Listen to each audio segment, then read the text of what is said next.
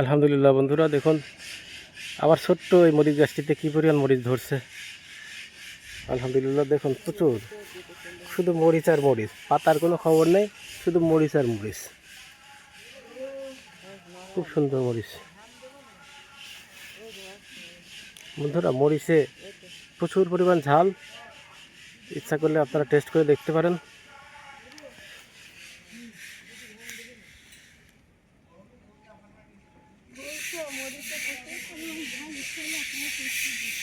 খুব সুন্দর মরিচ।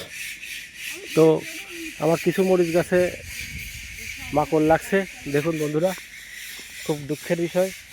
কিছু কিছু মরিচ গাছে মাকড় লাগছে। আমি বেশ কিছু ওষুধ প্রয়োগ করেছি, কিন্তু কোনো সমাধান পাচ্ছি না। আপনাদের কাছে কোনো যদি সমাধান থাকে দয়া করে আমাকে একটু জানাবেন।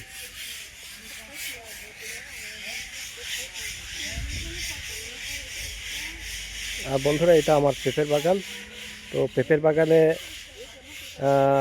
বেশ কিছু পেঁপের গাছ অলরেডি হলুদ হয়ে যাচ্ছে, কিছু পাতা কুকড়ায় নৌকার মতো হয়ে যাচ্ছে। তো আমি বেশ কিছু মেডিসিন স্প্রে করছি। তো সমাধান বুঝতে পারছি না হচ্ছে কি না। কখনো থেমে থাকছে, আবার কখনো মনে হচ্ছে বেশি হচ্ছে। তো বন্ধুরা, এই পেঁপে গাছগুলো, বেশ কিছু পেঁপে গাছে অলরেডি ফুল চলে আসছে। আশা করি আর 2 মাসের মধ্যে আমরা পেঁপে উঠাতে পারবো। পেঁপে গাছের ফাঁকে ফাঁকে আমরা কিছু লাল শাক, কিছু পালং শাক লাগিয়েছি। তো মাশাআল্লাহ, সাইড দিয়ে কিছু লাউয়ের গাছ লাগিয়েছি, খুব সুন্দর লাউ হয়েছে। তো আমি আজকে কিছু লাউ হারভেস্ট করছি, এই লাউগুলো আমি দেখাই আপনাদেরকে।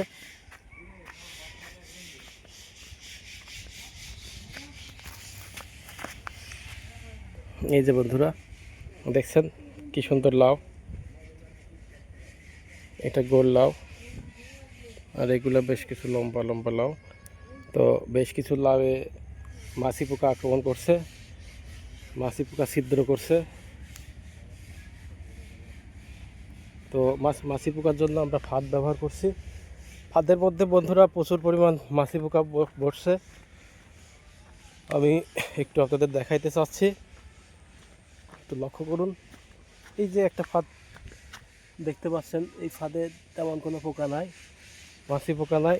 আবার পাশাপাশি আর একটা ফাঁদ আছে যেটাতে প্রচুর পরিমাণ পোকা ধরছে। বন্ধুরা দেখুন,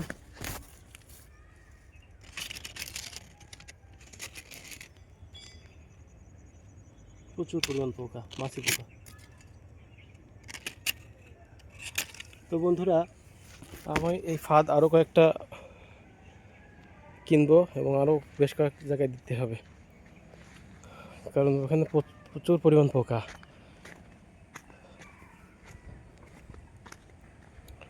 তো বন্ধুরা, ভালো থাকবেন। আমি আজ এখানে শেষ করছি। দেখা হবে নেক্সট ভিডিওতে।